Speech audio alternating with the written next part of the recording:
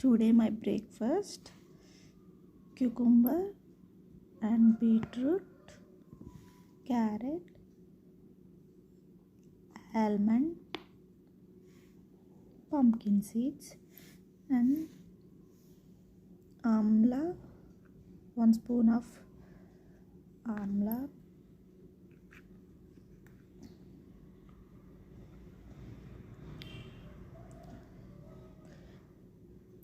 ఇది చాలా హెల్దీ అండి.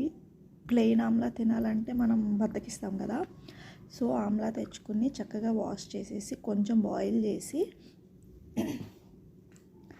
జాగర్ ఉంటుంది, బెల్లంని మంచిగా ఇట్లా పాకం పట్టుకుని దానిలో ఆమ్లా బాయిల్ చేసిన ఆమ్లా వేసేసి ఒక 10 to 15 minutes వరకు మంచిగా కుక్ అయిన తర్వాత ఇలా ఈ కన్సిస్టెన్సీ వస్తుంది.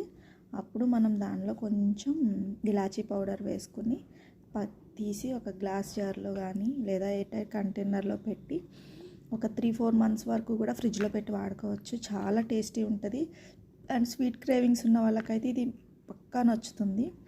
ఇది నా ఫేవరెట్ అయిపోయిందనమాట. నా మార్నింగ్ రొటీన్లో ఎవ్రీడే 1 spoon తీసుకుంటున్నాను. ఎలా అంటే మన స్కిన్కి అండ్ మన ఇమ్యూనిటీకి కూడా చాలా హెల్ప్ అవుతుంది. మన స్కిన్ పిగ్మెంటేషన్ కూడా చాలా ఇంప్రూవ్ అవుతుంది అనమాట, తగ్గుతుంది. నేను అబ్జర్వ్ చేశాను. చాలా చాలా బాగుంది. కంపల్సరీ మీరు కూడా ట్రై చేయండి. నెక్స్ట్ టైం నేను ఇది ప్రిపేర్ చేసినప్పుడు కంపల్సరీ నేను వీడియో పెడతాను. మిస్ అయింది లాస్ట్ టైం చేసినప్పుడు.